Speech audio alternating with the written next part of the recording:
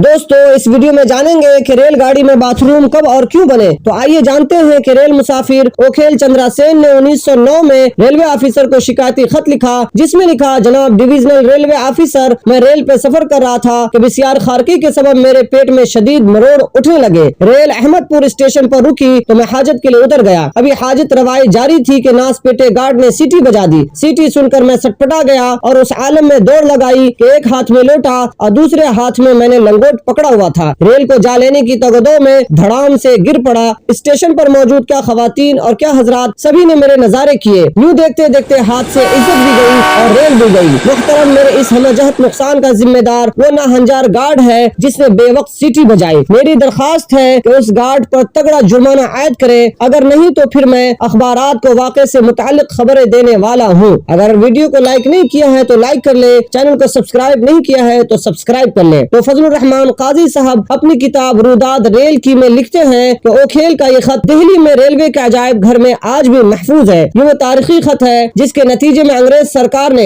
हिंदुस्तान में पहली बार रेल के अंदर वॉशरूम की सहूलत शुरू करने का हुक्म जारी किया।